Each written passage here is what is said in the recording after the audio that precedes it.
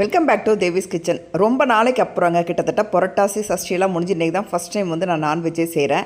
எங்களுக்கு பிடிச்ச மாதிரி ஃபஸ்ட்டு வந்து நாங்கள் எடுத்த நான்வெஜ் என்னென்னு பார்த்தீங்கன்னா சிக்கன் தாங்க எடுத்தோம். ஏன்னா எங்களுக்கு வந்து சிக்கன் பிரியாணி சிக்கன் ஃப்ரையும் ரொம்ப பிடிக்கும். அதனால் வந்து பார்த்திங்கன்னா ஒரு 3/4 கிலோ சிக்கன் எடுத்துகிட்டு வந்து சூப்பராக நல்லா கழுவிட்டு மஞ்சள் தூள்லாம் போட்டு உப்புலாம் சேர்த்து மசாலாலாம் சேர்த்து வறுக்கிறதுக்கு தனியாக எடுத்து வச்சுக்கிட்டேன். பிரியாணிக்கும் தனியாக எடுத்து வச்சுக்கிட்டேன். அதுக்கப்புறம் ஆக்சுவலாக பார்த்தா பிரியாணி வந்து எல்லாருக்குமே தெரிஞ்ச விஷயந்தான். இதில் வந்து என்னுடைய மெத்தடில் நான் எப்படி செஞ்சுருக்கேங்க அதை பார்க்கலாம். கடாயில் வந்து ஒரு 2 ஸ்பூன் எண்ணெய் சேர்த்துக்கிட்டு ஒரு ஸ்பூன் நெய் சேர்த்துக்கிட்டு அதுக்கப்புறம் பட்டை கிராம்பெலாம் போட்டு தாளிச்சதுக்கப்புறம் வெங்காயத்தை வந்து நல்லா இது மிக்ஸியில் ஒரு அரைச்சி சேர்த்துக்கிட்டாங்க. அதுக்கப்புறம் தக்காளியும் அரைச்சி சேர்த்துக்கிட்டேன். அதுக்கப்புறம் இஞ்சி பூண்டு பேஸ்ட்டு புதினா பச்சை மிளகாய் பேஸ்ட்டு எல்லாத்தையும் சேர்த்து நல்லா ஆட் பண்ணிக்கலாம். ஆட் பண்ணதுக்கப்புறம் பார்த்திங்கன்னா இது கூட வந்து கரம் மசாலா ஒரு ஸ்பூன் சேர்த்துருக்கேன். அதுக்கப்புறம் தயிர் சேர்த்துருக்கேன். தயிரும் சேர்த்துக்கலாம். அதையும் சேர்த்து நல்லா மிக்ஸ் பண்ணிக்கலாம். தயிர் சேர்க்கும் போது டேஸ்ட் சூப்பராக இருக்கும். லெமன் கூட சேர்த்துக்கலாம், லெமன் ஜூஸ். இப்போ நல்லா மிக்ஸ் பண்ணிக்கலாங்க. அதுக்கப்புறம் 2 ஸ்பூன் மிளகாய் பொடி சேர்த்துருக்கேன். அதுக்கப்புறம் மஞ்சள் பொடி, அதுக்கப்புறம் தேவையான உப்பு. நான் ஆல்ரெடி சிக்கன்லேயே வந்து கொஞ்சம் உப்பு சேர்த்து மசாலா சேர்த்து பசிச்சு வச்சுருக்கேன் நான். அதனால் உப்பு பார்த்து போட்டுக்கலாம். இப்போ நான் ஊற வச்சுருந்த சிக்கனை இது கூட சேர்த்துக்கலாம். ஒரு 1/2 kg சிக்கன் சேர்த்து நல்லா மிக்ஸ் பண்ணிக்கலாம். இந்த மசாலா சேர்த்து நம்ம சிக்கன் சேர்க்கும் போது அவ்வளோ டேஸ்ட்டாக இருக்குங்க. வெறும் ப்ளைனாக சிக்கனை போடாமல் அதில் மசாலாவோட சேர்த்து உள்ள சிக்கனை போடும்போது பிரியாணி செம்ம டேஸ்ட்டாக இருக்கும். நல்லா மிக்ஸ் பண்ணிக்கலாம். மிக்ஸ் பண்ணதுக்கப்புறம் இதில் வந்து பார்த்திங்கன்னா தேவையான அளவு தண்ணி நான் ஊற்றிருக்கேன். அந்த 1.5 ஆழாக்கு அரிசிக்கு ஒரு 2 ஆழாக்கு தண்ணி சேர்த்துருக்கேன். சேர்த்து இது வந்து சீரக சம்பா ரைஸுங்க. இது சேர்த்து நல்லா கொதிச்சதுக்கப்புறம் ரைஸை சேர்த்துக்கலாம்.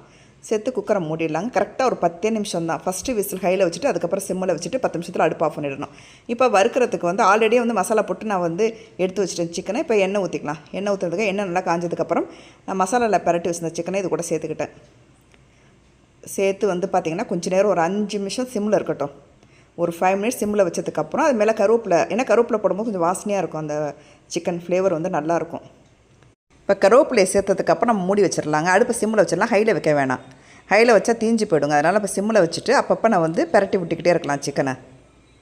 இப்போ நான் மூடி வச்சுட்டேன். அதுக்கப்புறம் வந்து பிரியாணி ரெடி ஆகிடுச்சிங்க. ஒரு 10 நிமிஷம் ஆகிடுச்சி. இப்போ ஓப்பன் பண்ணி பார்த்ததுக்கப்புறம் பிரியாணி சீரக சம்பாவில் வந்து சூப்பராக வந்துச்சுங்க. டேஸ்ட் ரொம்பவே நல்லா இருந்துச்சு. எங்களுக்கு வந்து எப்போதுமே பார்த்திங்கன்னா நம்ம பொலன்னு இருக்கிறது எங்களுக்கு பிடிக்காது. அதனால் லைட்டாக கொஞ்சம் குழஞ்ச மாதிரி இருந்தால் அந்த பிரியாணி டேஸ்ட்டு ரொம்பவே நல்லாயிருக்கும். எங்களுக்கு ரொம்ப பிடிக்கும். அதை எடுத்து நான் ஹாட் பாக்ஸில் வந்து எடுத்து வச்சுக்கிட்டேன். ஏன்னா சூடாக எடுத்து வச்சோம்னா மதியானம் சாப்பிடும்போது பார்த்திங்கன்னா ரொம்ப டேஸ்ட்டாகவே இருக்கும்.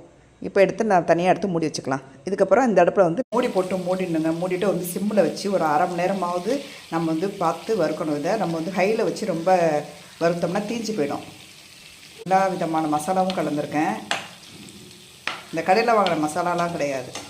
வீட்டில் இருக்கிற மிளகாத்தூள், மல்லித்தூள், மஞ்சத்தூள், அதெல்லாம் இஞ்சி பூண்டு புதினா அதெல்லாம் கலந்தது தான் அது. இது வந்து பார்த்திங்கன்னா இன்னும் வேகணும். பிரியாணிக்கு சைட் டிஷ் இது.